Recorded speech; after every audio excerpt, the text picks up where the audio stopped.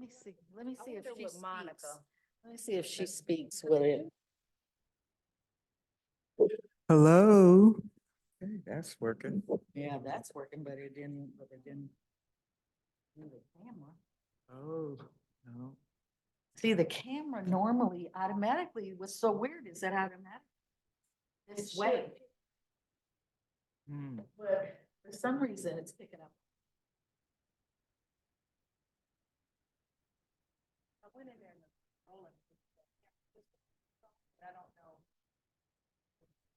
Well, but I don't know where to take control and check it, but it should. I thought it would pick up when she's talking. Oh. Maybe if I talk more, it'll turn itself around. Nope, it's still not turning. Rolling, rolling, rolling. Keep them rolling.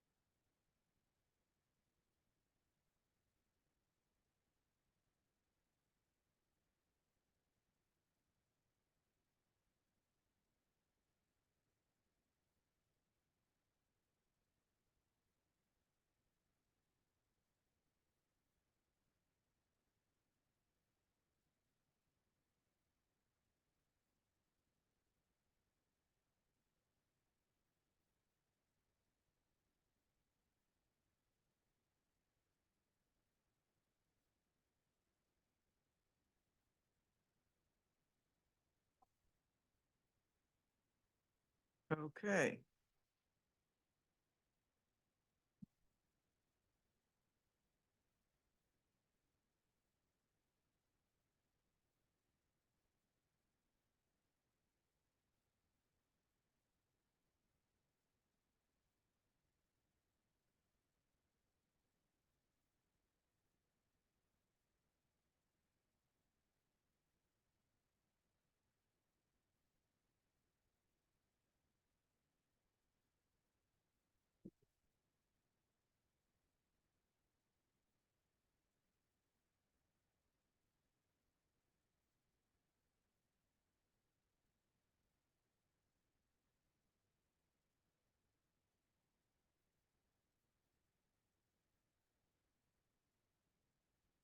Afternoon, Rachel.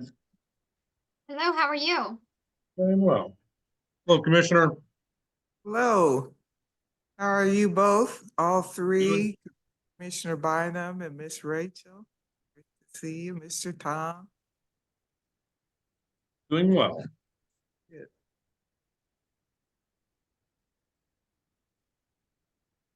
Oh, I was looking for you on Zoom, Commissioner Hill. Are you in the room? I am in the room. You just can't see me. I may have to move. When Commissioner Hill is in the room, she is the room. Oh. Noted. Somebody I needs- will remember that, Tom. Yeah, somebody needs to tell my family that. They tend to not see me or hear me. I'm good. He's working on trying to get more visibility, but I will move if that doesn't work. I'm happy.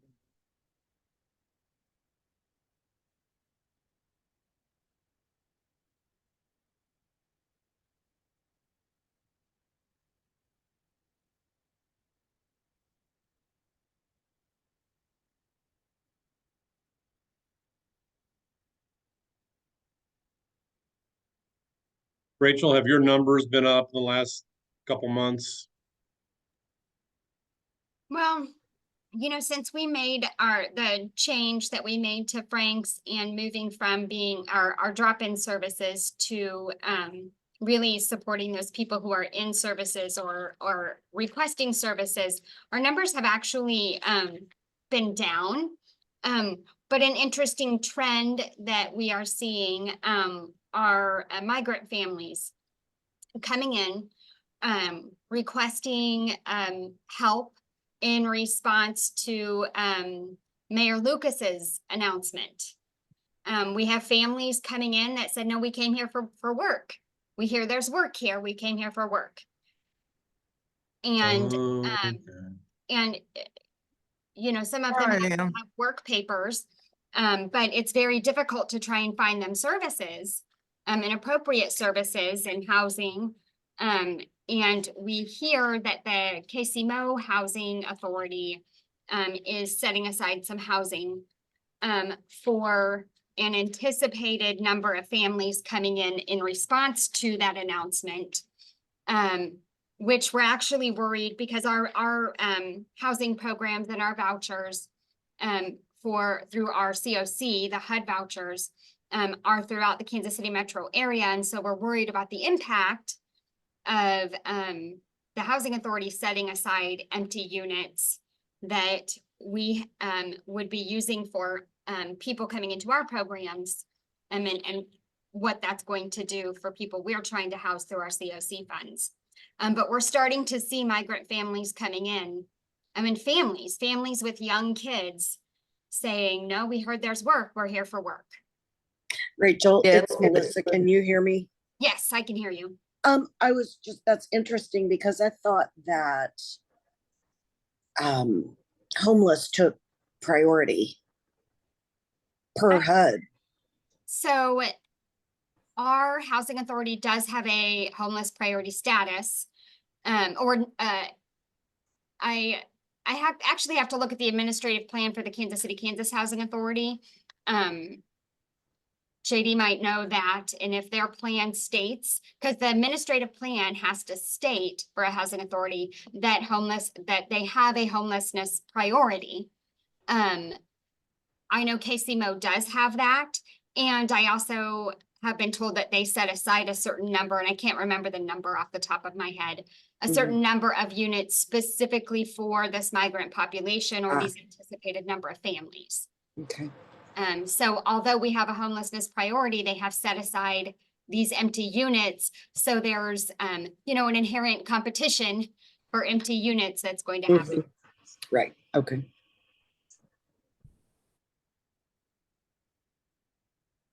Mr. Tom, did you want to start us off or did you want me to? Would you please, Commissioner? Okay, I'm happy to do that. Well, welcome everybody. Thank you so much for joining us on this afternoon.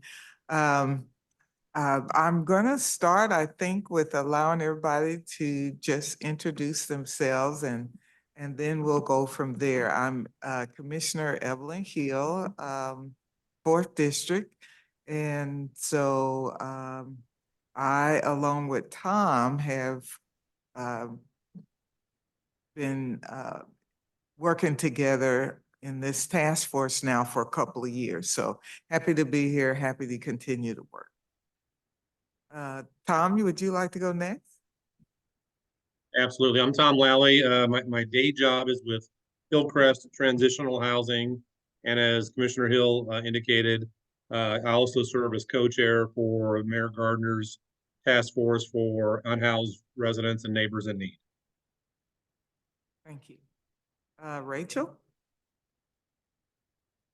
Sure, Rachel Erpelding, I'm Executive Director of Kim Wilson Housing. Commissioner Bynum? Melissa Bynum, at-large District 1, Unified Government. And I'm just kind of alongside y'all's committee, hanging out. Thank you for hanging out with us. You are welcome. Linda Barber? Hi, I'm Linda Barber, and I've forgotten how I even got into this committee, but I'm a member of the community because I'm interested in housing issues. Okay, a member of the community, I'm sorry. thank you for being with Okay. M.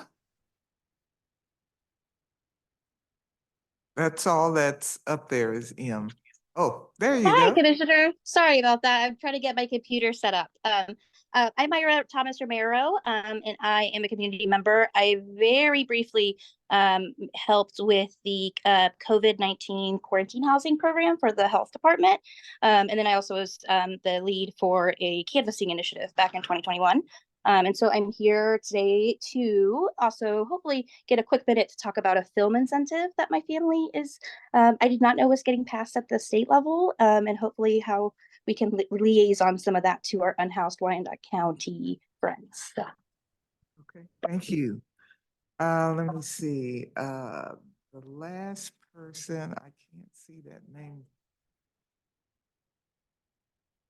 Okay, Maddie? there she is. Yes. Hey, yo. My name is Hello. Maddie Dumble. I work for the Metropolitan Organization to Counter Sexual Assault, and I do anti-violence work throughout the community. I work closely with neighborhoods, so interested party, and close community partner with Crosslines. So, of course, I'm here. Okay, thank you.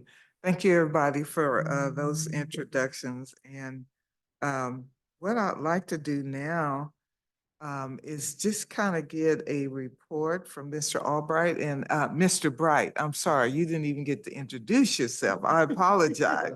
And then I called you somebody else's name. That's not a good combination. So please forgive me and please introduce yourself. Hi, I'm Dwayne Bright. I'm the Fuse Executive Fellow and Housing Coordinator for the UG. Thank you.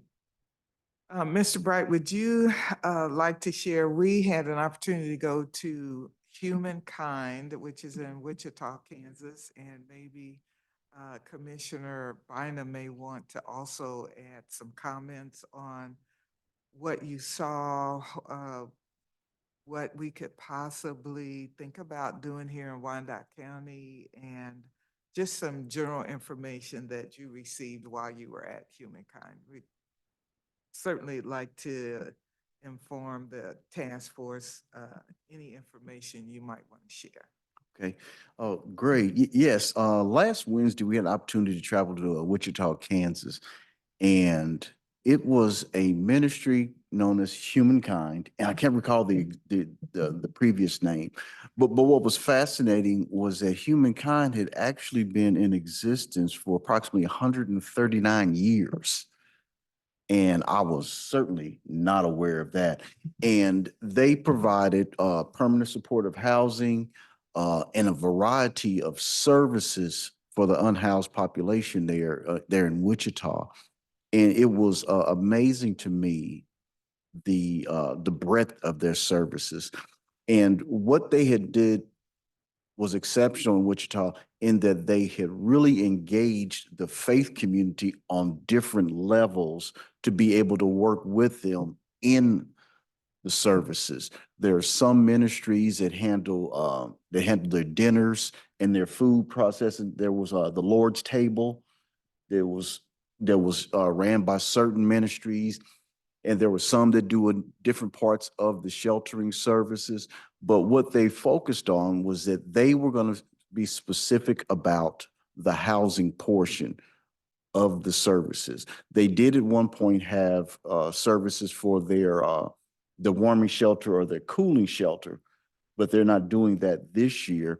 But they wanted to focus on the housing component, which they have nearly 200 units of housing, there. And they had even acquired a former hotel and converted it into units that were studio units, which was a really beautiful facility that we had an opportunity to tour and held our meetings there.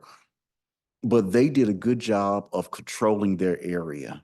They bought up property all within a strip, and much of this took place within about 2 blocks, from their office facility.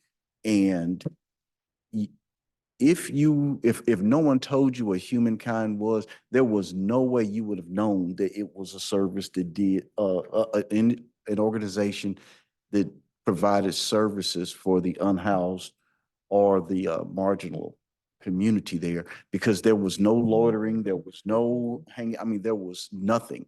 You could have just as well driven down the middle of any downtown street, but you would have not known what services there were. And so that kind of helped me, as well, because a lot of people, they get NIMBYism can be pretty bad, but if you were to see what took place, and I should have we took some pictures, and things, but we didn't really kind of video and kind of scan the area, because that really would have been something for people to see. Because there's always a fear of you're going to have a certain type of element or atmosphere where you have services for unhoused and marginalized people, and that was not the area that was around humankind. It was clean, it was neat. All of their apartments and their units were taken care of. And so it was a good example, and understanding they had, over 100 years of head start on many of our organizations. That's to be expected, but they had a system that worked. And I don't believe it was just simply that they're an older agency. I believe that humankind just has a system that works for the population that they're trying to serve there. And so that's pretty much kind of what I could think of. Thank you, Mr. Bright. Tom? Yes. Commissioner, if you don't mind, I'm going to ask a real quick question. Do we know if that the housing opportunities were low barrier, meaning individuals were not required to be drug or alcohol free? Or was it also low barrier in that individuals didn't have to work or follow any type of ministerial programming? You'll hear from several of the other people, but right off the bat, they had all different types. They had low barrier, and then they also had requirements, and everybody had to pay rent.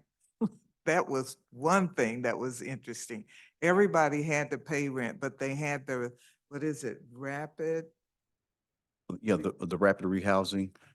And they did have some HUD funding. They had Yeah. some units that were strictly HUD funded that they were able to get, but other units, individuals did have to work, and they were low barrier because, but they had programs that they had to attend to make sure, because especially like in the studios and places it was smoke-free environment, alcohol-free environment, things of that nature, and they really depended upon peer help, where those that were in there, they actually knew if somebody was really beginning to struggle, and have problems, and they were staffed 24 hours as well. And so they were able to actually get individuals help, but a big component of it was the peer help. So if they knew if somebody was in the program and is beginning to struggle, they're able to get help from their neighbors, and their peers. So they really pushed peer mentoring.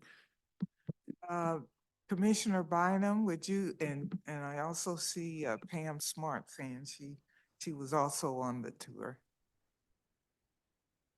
Yeah, thanks. I really appreciated Commissioner Hill, you organizing that trip and letting me come with. It was really encouraging. They own 2 full city blocks that they have acquired over time. And they seem to be very adept at stretching every possible dollar. The other thing, I cannot remember, maybe one of you can, how many total employees they had, but I did ask them their annual budget, and they said 4.5 million, which I thought was shockingly low. And they raise about 2.5 million of that. And so I had to assume the other 2 million was different government funding sources that go toward some of their housing programs like the rapid rehousing. And I think they do get some ESG was mentioned, some of the same funding sources that we utilize here, only probably in larger quantities. And the other thing that I asked about was in that 2 block area where we spent all of our time, you did not see congregations of people outdoors, such as what you might see at our transit center at 7th and Minnesota. She said they do exist. I asked her specifically, was Wichita experiencing that? And she said they absolutely are, but not in that area. And there was one more quick thing I was gonna say, but I forgot it, so maybe I'll come back later. Thank you, Commissioner Bynum. Pam?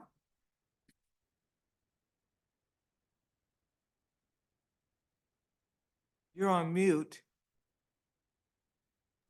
Sorry about that. Specifically as it relates to Tom's question about low barrier, I remember them saying that the 54 suites or the studio 54 that they had, that was for the homeless. They said there was no questions asked. It was very low barrier. If you if you were homeless and you needed a place and they had a vacancy, then you could come there. That was the only project I remember her saying that they funded, that they raised money for. So there was no HUD dollars or government funding in there that would put restrictions or barriers on people being able to come and live there. And it was an amazing place, a hotel that they converted into housing for the homeless, 54 units. The one place they had that we didn't tour was the shelter, but I think we drove by it as we were leaving their shelter there that was close to the Lord's Supper, I believe, where they had their food kitchen. But what was really interesting to me, a lot of the reason why I think this works is they had a medical facility right there on site. So if someone got in crises with a mental issue or something like that, they had people that could get to their rescue pretty quickly. She said that they had a van that they were about to put in service that wouldn't run every day, but of course, when it was running, would be very helpful in helping their staff get to wherever they needed to get in that those square block areas within a timely amount of time.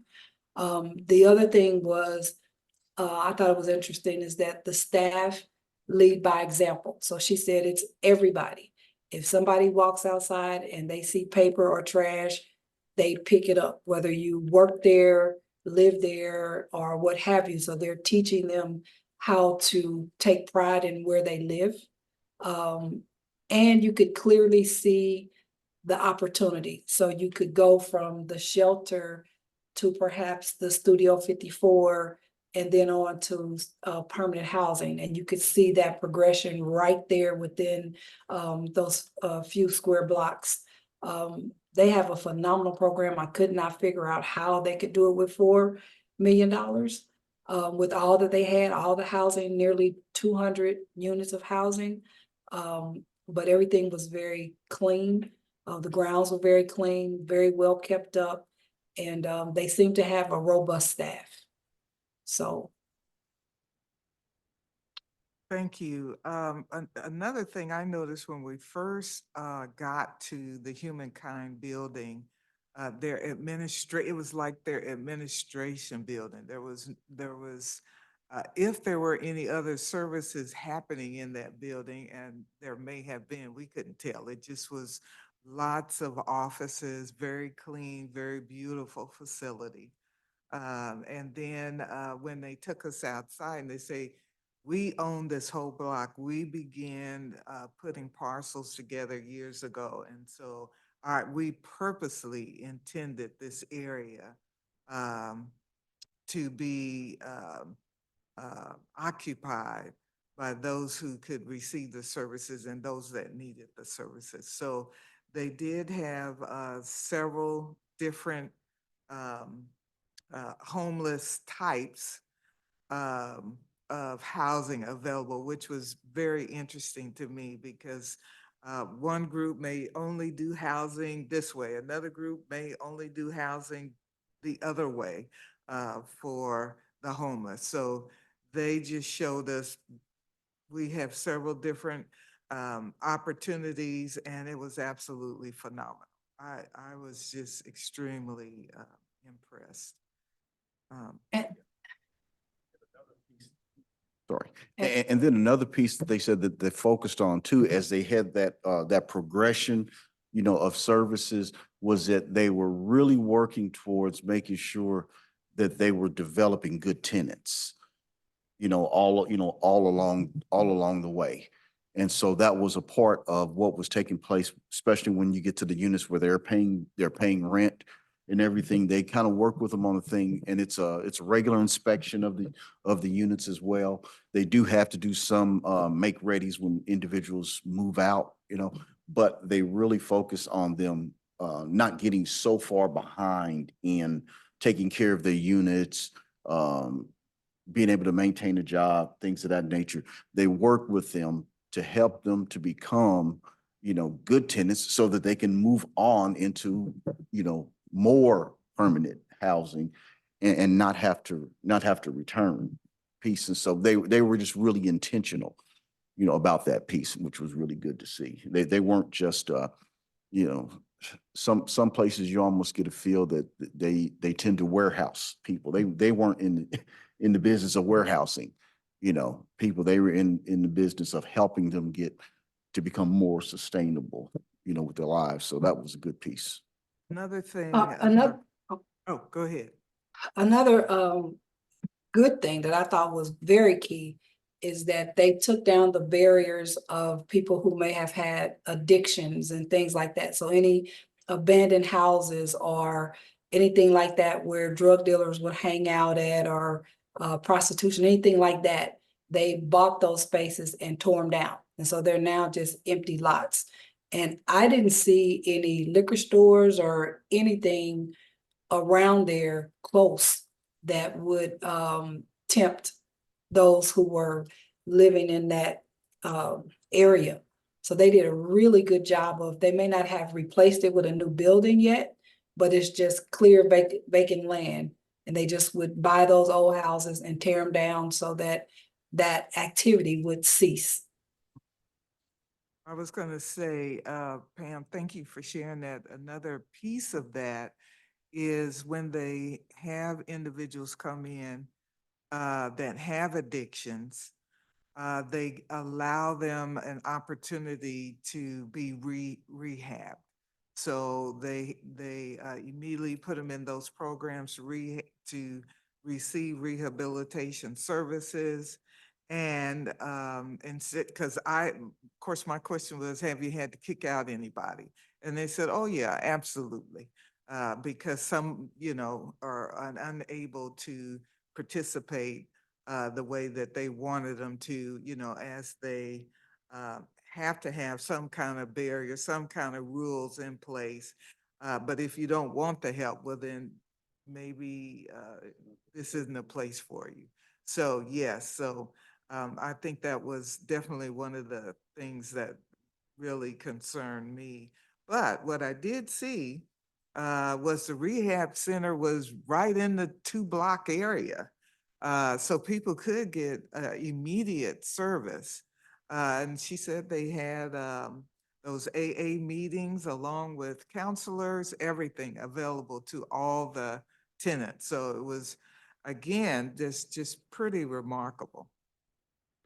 And also the health clinic there, it was land that they had acquired, in the process, and invited the clinic to come in and build. So the clinic they built their clinic, on land that was owned by humankind. So it was a part of the plan, was to be able to have them and have those services right there that was within walking distance, for the clinic. So it was you know, that was important to see. I hadn't thought about having a, you know, a healthcare facility on site, but it is a part of the bigger healthcare network down in Wichita, you know, that came in. So so that was a good partner to see. Is that the only building then that's not owned by them on property, or there's some others? You mentioned programs are kind of managed or there's collaboration in some work, but is that the only one that's not owned by them? Yeah, that's the only one that. What about the rehab? Is that run and owned by them, the rehab center? I'm not sure if it is or not. Also, go ahead. I got the impression that all of the programs were their programs. Oh. They ran, because their administrative office was a pretty large building. We didn't tour the whole building. Because I too wondered if some of their programs were ran out of their facility. I know when we were at 54 Studio, they had a really nice conference room or area there that they could have easily had some sessions and things in there as well. But I got the impression that the programs were their programs. Mm. And how many do they serve on a given year, month, or day, however how many do they serve? How many people? Does anybody remember how many they served? The only thing I remember them saying is that they served 4,000 families at Christmas. Yeah. Which let us know that they do more services than just what they do for the homeless. Because I was amazed that they said in a matter of a couple of weeks, they served 4,000 families for the holidays. Did they talk It was about, 13,000. oh, in a given, yeah, Yeah. 13,000 households, individuals? Well, I guess it's not households. Unique individuals in their holiday piece. Oh, in just the holiday piece? Yes, it was just that piece. And I want to say, was it 4 days? Maybe it was 4 days and 13,000 people, 13,000. It was 4 days and Oh. 13,000 people Yeah, that was it. that they served, which was, I was amazed. yeah, that was shocking. And you don't remember the number of employees for a 24/7? Did you catch what the number of employees, and are they like everyone else, like I should say, having issues with staffing? For some reason, in my mind, I have 50 some odd in my head, and I have no idea, Irene, if that's correct. They gave us each a packet, but mine's at the office, and I came home because I caught a cold over the weekend and I thought I better get out of there. So I don't have any of my documents they gave us to look at, but we can look at those packets and try to send everybody some more information. Yeah, that sounds good. Thank you. The one thing, Dr. Hill, I was gonna mention is that the one thing I was gonna mention that I forgot earlier was I had asked her what Sedgwick's point in time count was, and she had answered 750 some odd. So just a little sidebar. Which, remember, in our conversation with Julia Orlando, you always multiply that by 3. Correct. Yeah. Exactly. I think Dr. Hill, Tom raised it. Yes, Mr. Lally. So I'm looking at their tax return for fiscal 21, and that shows about $1 million in salaries. And they've got about $9 million in assets. So that would kind of make sense with all the facilities that they own. And they're spending about close to $800,000 just in occupancy. So electricity and, all those things that it takes to operate a building. So if anyone would like this, I think I can download it and share it. I don't know if I can share it on the chat feature. Tom, if you said $1 million in salary, that's not 50 people. That's way less than 50 people. Right. Their total their total operating budget for that fiscal year was $4 million. Hmm. They're doing a lot with the little. I'll say that for them. They said they, and you all correct me if I'm wrong, they did have private funders too, that that came to the table on a regular basis, like some foundation, just kicks in every year a substantial amount of funds. But I don't know. That's correct. Yes.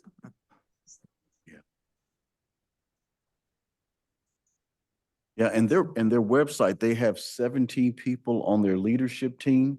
But I know there was 4 people that were in the grounds team that took care of the maintenance people. They did mention that, you know. So it's a really small staff. Like someone said, I believe it's around 20 something, about 26 people or so. That is Yes, they have 25 full and part-time staff across their facilities and programs. That's Right. what their manual says that they gave us. okay. And just a question for you, Ms. Smart. We did not visit the, what was it, something table? Yeah, the Lord's table where they had the facility where they eat. But I wish we could have actually went in there. We didn't have time. They said we didn't have time, but I was hoping to kind of see how their kitchen was kind of set up and all of that, but we didn't see it. But according to what you saw, what could you imagine as you are moving toward your new building and some support systems in nearby, the block or two or something like that? What was your takeaway about how you could imagine as we move forward? Well, you know, I don't have really anything to go by because we didn't get a chance to go inside. But just driving by, I noticed things like how well kept the grounds were. That the grass and everything was still intact, so there was not a lot of loitering or anything like that. We saw a few people that were walking toward that area. So, you know, that's all I really had to go on. I know it was a very nice building. And again, the grounds were very well kept up, but I don't know what their process was on the inside to even be able to speak to anything that I could have gleaned from it.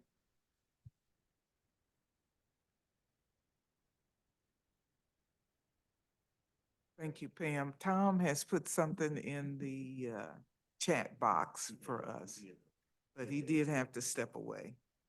So, anybody have any questions that we might be able to answer in regards to humankind? Or even any more comments? Yeah, I would say, especially as it related to the, to the Lord's table piece and everything, is that, humankind, they were really specific that they needed to stay focused on what they did, that they weren't going to be able to do all of the other things. And they recognized that in order to do it well, and they were dependent on the Lord's table and others doing what they do. Because even when we went to studio up to over to 54, there was a gentleman that was outside. He's like, hey, they say, hey, how's it going? Well, he's, oh, doing well. I'm just going to head over to the Lord's table, So it was that, they were dependent on other agencies to do the other things. And so that's important to see because as of right now, we don't have a humankind agency here in Wyandotte County. There's not an agency that does what they do, Right. per se. And the Lord's table, if I remember right, they serve breakfast, lunch, and dinner. They Yeah. serve all 3 meals. So 7 days a week. Yes. And did it So- appear that the Lord's Table used to be a church? It looked like it was a church Yes. prior to, and they converted it into the food kitchen. And then I also remember they said that the Lord's Table was on one end of their campus Right. and their food pantry was on the other end. Mhm. So they could visit the food pantry as well as having prepared meals at the Lord's table. Absolutely. And I would say, though there's no organization like that, Dr. Hill, I loved your question in regard to, it's one visit. I know you're looking to have the small group visit Lawrence and Topeka as well. But there is some thought that the group and can take in meeting, the small groups meeting with the mayor and county administrator tomorrow. There is a move that needs to happen. I think our thought needs to be, what can it look like? Johnson County bought the old La Quinta and, I don't know what they're gonna do with the old Perkins, but in their mind, that's kind of the same philosophy, right? It doesn't have to be, they're not gonna manage the building, they purchase, or I don't know if they've purchased it yet. They're gonna purchase it, they're gonna have a nonprofit run it, but the nonprofit is still gonna need mental health services, health services. So there's a whole lot of maneuvering right now in Johnson County regarding that, where, the food kitchen, from the food kitchen to the pantry, but not one group is saying, except for the group that's gonna manage, the facilities and coordinate the activities and really make it work. I just think that we need to be thinking that way. We need to do what? We need to be thinking that way. Yes. And how we manage all of this, because there is a huge conversation of what's going on downtown. Huge, from businesses to individuals, to how are we going to handle, what happens next? And I think there's some, you're gonna start the conversation, I assume, tomorrow Yeah. with, the resources and potential that the unified government has. But again, I think it's gonna take you saw it, it's gonna take a lot of people and thought for this to happen. Yeah, You- it's a true collective impact model, and we have had a lot of discussions in our smaller group about having a collective impact model where we bring different services in, health services and dental services. A model like that, a few models like that exist in the KCMO side that are a collective impact model where we have the realization that we cannot do this alone, that it takes all of us, and all of these services to collectively come together and take care of people and provide all the different services that are necessary and that impact people who are on the streets and experiencing housing instability, because the needs are so unique, and so many chronic conditions exist that really can be mitigated with this collective impact model. I'm a big fan of that because it's, responsibility shouldn't land on just one organization. It is more challenging to bring so many people together, but I think the benefits outweigh the challenges. For I sure. think so too. Thank you for sharing that, Rachel. And for instance, here's an example. I walk in the community, near, 7th and Minnesota. And so I have literally, seen some people on the ground, incapacitated one way or the other, during the winter season. I remember one guy was laying on the cement, right in the cement sidewalk, right in front of the police station. And it was like a -3 or -4 degrees outside. His face was literally on the concrete. I called the fire, I called 911 and the fire department came. But there have been other cases where young people have, they weren't in their right mind, at least in my opinion, and I didn't even know who to call. Where do you get help for people who are able to walk, but they're not able to talk? They look like they're okay, but when you talk to them, they're not, they are unable to communicate. And she just, no shoes, she had on socks, and the socks had holes in them, and she was about, I would say 15 years old. And I called Miss Penn, and she was out of the office that day. And so I kept talking to the young lady, trying to figure out what I could do to help her, and she just could not communicate. So these are the types of things where if we had a real system in place, we would know, everybody would know, oh, well, when this happens, this is what we do. We call this, this, and this. And, it may not be in all cases a 911 call. So, or the police, exactly. So those are the kind of things. I love what you said, Irene. We have to have this conversation. What this did was open up our brains a little bit to see it is possible. It is possible. We're not Wichita by any means, but we are Wyandotte County. We're at the perfect spot and space and time where we can really do some positive things here in our community, especially for the homeless. And it is going to take all of us. The collective impact is definitely going to play a big part in what we do. All hands on deck, all voices heard. Commissioner Bynum and then Miss M. Thank you. I was curious, there's a meeting tomorrow, is that correct? Yes. Okay.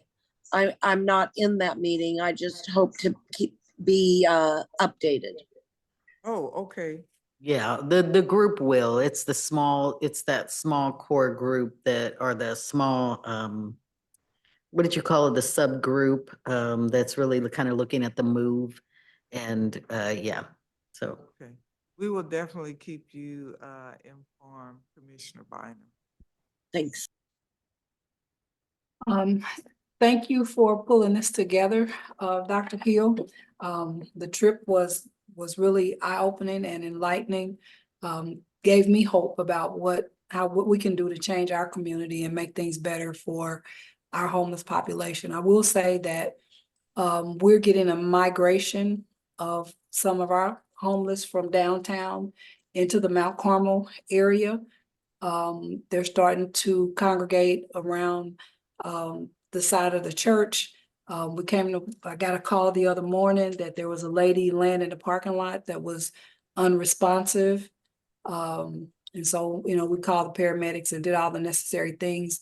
We were able to get her awake, get her fed and a shower and fresh clothes and those kind of things. And we were trying to get her to Wyandotte Mental Health, but she refused those services. And once we got her back stable to where she could function, then she took off. But, that was help for a moment. What happens the next night and the night after and the night after? So we're starting to see quite a migration over toward the 13th Street area of some of the same folks that we have been seeing around the Minnesota area. So they're starting to spread out a bit into other areas. And so I'm happy to be a part of the group to try and figure out how we best serve our homeless population. And it has to start with supportive housing. It has to start with housing. And then we can bring all the other things in. So I'm glad that we're looking at supportive housing as well as the soft service delivery piece of it. We will have a planning meeting with Miss Julia Orlando, so keep watching on your emails. We will get that done and invite all of you to that, so we can start that planning. I see your hand up, Miss M. Myra? Okay. Maya?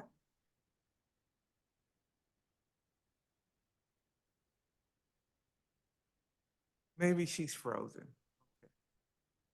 Miss Barb, do you have any questions or ideas or comments? You're muted.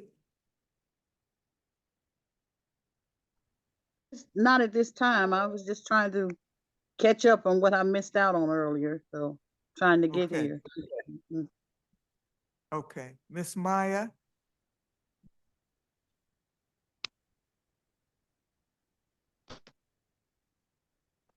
Maybe she's frozen or, okay.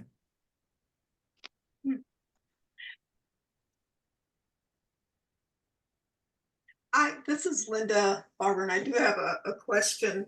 And you kind of answered it with the planning meeting with Julie Orlando. The meeting tomorrow with the small subgroup, is there a reporting out to the larger group about that? Or is it in the Wyandotte, the UG information that comes out from the county? Or where would we get some information about that? Miss Linda, sure, we will definitely make sure that this group gets that information on Okay. what I don't even know really what's going to happen tomorrow myself, but we look forward to it. We look forward to the discussion with the mayor and the county administrator. And so Okay. I think the idea that Dr. Hill, no, nothing was pre-established. It was an opportunity to use some of the mayor and county administrators' time who already meet to really just kind of hear from the group, understand what resources have already been kind of committed or will be committed based on, and then the thought of place. I mean, I think we've taken so much time of trying to figure out where the Willa Gill move is with some of the work that the committee's already doing. It's really a time to kind of establish some vision as well. With Housing First, what you've heard from Dr. The gentleman in Lawrence, Dr. Chapman. All right, I can't remember.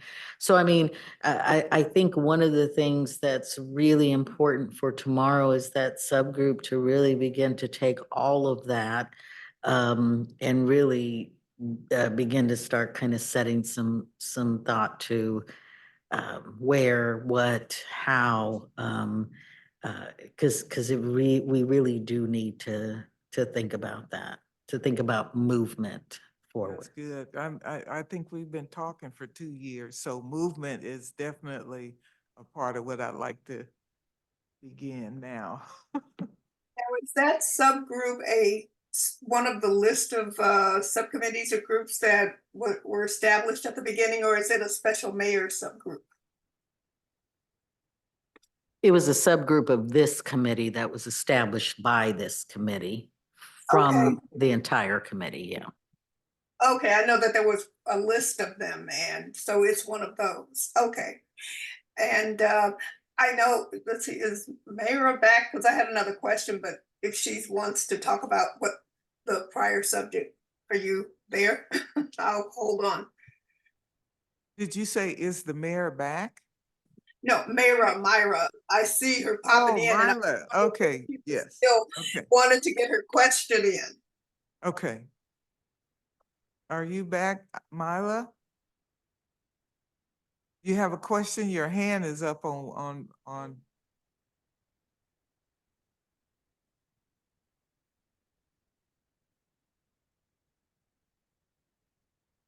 Okay. Hmm. Myla, Okay. can you hear us? Okay. Okay. We Well, we'll tried, Linda. continue to try to resolve those technical difficulties. I've been there. Yes. I did have a question about last year. The our chair resigned from the committee. From she's the head of the housing authority, and gosh, my age, I can't remember her name. That's so terrible. Oh, Miss Tapia, Andrea Yes, Tapia? Andrea Tapia. Yes. Yes. Uh-huh. Okay, and I was curious since since then we were really meeting a lot. It was really interesting and exciting, and since she has gone, we have not met since then. Is there any interest in anyone to take over as chair for that committee? Is there anyone in the being considered? And if not, I would like to volunteer. Oh, well, oh my goodness. By all means. Yes, I'm and retired. Miss Andrea Tapia is very interested in working with us. Okay. We will be taking tours of Lawrence and Topeka very soon. And Miss Barbara, please, we welcome any help we can get. So that's great. All right. And Well, I she will wants to go on the tours with us also. Miss Tapia okay. wants to attend, yes. Okay. And Well, I you're will reach welcome out. to go. You're welcome to go also. All right. Well, I'll reach out to her and to talk with her about what that is, and then find whatever the official process is for doing that. How's that? And get back with you and Tom, Commissioner Hill. Sure, that'd be great. Okay. Mhm. Okay. Well, Thank you. yeah, well, I was just kind of curious. That's kind of just between Tom and yourself, because Andrea Tapia, she's already resigned from it, Right. from the committee. Yes. And She so, resigned, but she is still very interested in working with us. She has pulled us to the side and said she's still very interested. in working with oh, us. okay. And she had done a lot of work, and I would be interested in what she has on hand, and those things that we worked on. I have some notes, but since I wasn't the record keeper, they're not pretty. So, and she did such a great job, administrative job with those kinds of things. Okay, and what I can do is also just inform Mr. Tom that you are interested in joining us, and so that is definitely a movement forward. So thank you for that. Well, thank you. Appreciate it. Maya, your hands up? Thank you, Commissioner. Can you guys hear me okay? Yes. Okay, I'm so sorry. I was having so many connectivity issues that I don't know if at any point I had been called. I kept logging in and looping back around. Are we still just wrapping up, or where are we at? If you wouldn't mind filling me in.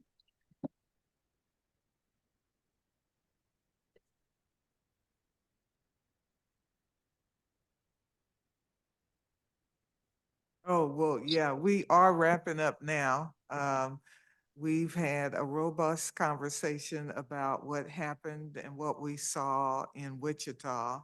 And we also just made mention that we meet with the mayor and the county administrator tomorrow, and kind of hoping that part of that conversation will be a part of a movement forward beyond just talking about it, but actually making some plans to get stuff done. We do have a meeting with Julia Orlando's. We will schedule that shortly, and we will also schedule a time where we can meet at the Topeka shelter and also at Lawrence, Kansas shelter. And so There will be a lot of communication going out shortly. Awesome. And Commissioner, the reason I ask is just because I really briefly just wanted to let all of you know, I'll connect with you a little bit deeper this week because you're actually my commissioner and I did not know that. So my husband and his company have a film tax incentive that passed at the House and at our Senate, and then just got vetoed, unfortunately, last week by Governor Kelly. It'll be back up during the special session, and it was pretty unanimously supported. But my contribution, I think, is going to be asking that they liaison with the UG if possible in any way in allocating some of that revenue into hopefully our first unhoused shelter. So I actually called Mr. Wally this morning to kind of give him a, hey, this is really exciting, and it's just been a really fast moving thing. But Commissioner Hill, would you be open to meeting maybe next week or whenever you could schedule to chat a little bit more? Okay, I'm not sure that I understood.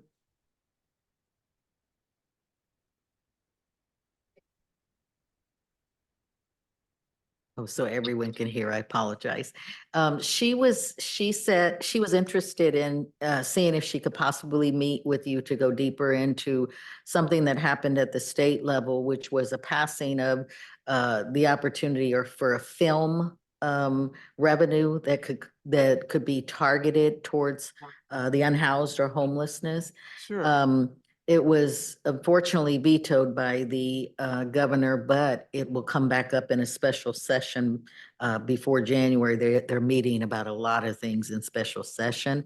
She just wanted to know if you'd be open to talk deeper about that opportunity. Yes. Thank you, Irene. Yes, I would be open to it. Awesome. And I'll send an email. And thank you, Ms. Cadillo. Well, it passed, and it's a $12 million tax incentive to private industry to invest in Wyandotte Oh, yeah, County. for and credits. Yeah. Yeah. And the only thing is that because we're separating, my husband's family didn't let me know about it. And so when I saw that there was no UG specific items that were considered, I went bright red, and we are working on fixing that now. Oh, But nice. especially because they're in Wyandotte, and it just makes sense to at least target a small portion of that into our unhoused community that helped me grieve my daughter so well. So yeah. Anyway, Oh, thank you. nice. Well, I look Nice. forward to chatting with you. Thank you so much for that information. Thank you. Yeah. Does anyone else have any comments or special events coming up or resources that you like to share? We have made it to the 5 o'clock hour.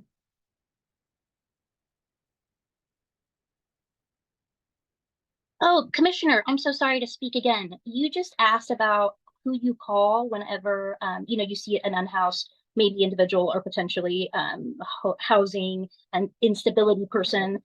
So I talked about this. I think you weren't here at that meeting. So we do have the crisis intervention team. I don't know if you've had any experience with them. Officer Mathis is the KCKPD officer that responds usually Monday through Friday. They're available from 9 to 5. They usually have a Wyandotte Center social worker. They also have a social worker from KCKPD, and they usually come with a gang, and so they can respond and at least offer services. And then they will typically, with the district attorney's office, if someone refuses services, like I try to do, we'll file an involuntary petition at the court, and it works very much like drug court, where they can hold someone and actually make them get stable and do a lot better, like I'm doing. So I actually invited Officer Mathis to be here with us today, but I was kind of late, so I don't know that he saw my text message. So I'll work on getting him to the next one so he can tell everyone a little bit more about the work they do and kind of what they're experiencing too. Okay, thank you for that. And we can talk more about that when you reach out to me. That'll be great, okay? All right, anybody else? Well, we certainly appreciate you all being here with us on today as we continue this journey. We look forward to some action really be taken very soon. So thank you all and have a great evening. Okay? Thank you, Commissioner. And thank you, Ms. Caudillo. Thank you.